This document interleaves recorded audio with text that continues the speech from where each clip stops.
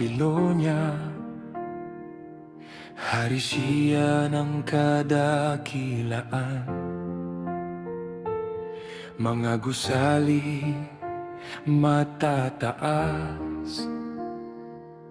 kayamanan ay di mabilang. Isang panaginip ang biglang dumating sa kanyang isipan, hindi maunawaan,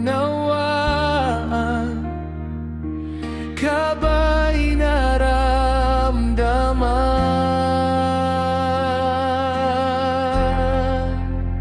Nebukadnezar, hari ng kadakilan, pangako ng Diyos hindi maaring balewalain. Pagmamataas ay dala ng kapangyarihan, ngunit sa huli siya'y binaba ng may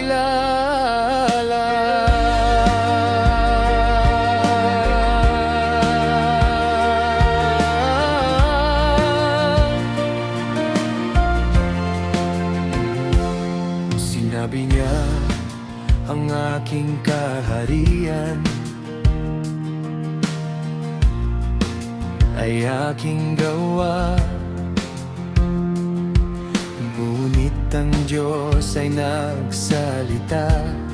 Ibinaba ka ngayon mula sa trono mo. Mga unggoy ang kaniyang kasama, damo ang kaniyang pagkain. Taong gulang na ang lumipas bago siya muling binigyan ng karunungan.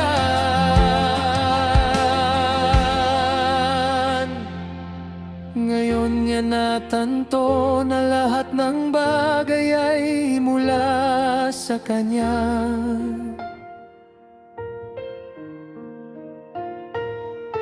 Ang kapangyarihan ay hindi sa sarili kundi sa may lumikha.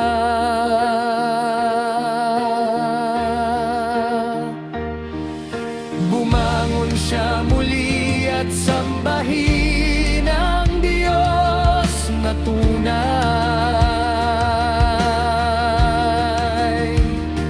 Ang kaniyang kaharian ay muling sumibol sa pagpapasakripisyo at pagtitiwala.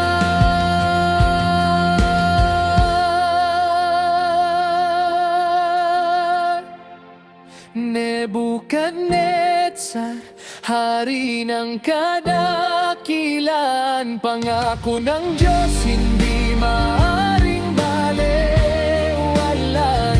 Pagmamataas ay dala ng kapangyarihan, ngunit sa huli siya'y binaba ng may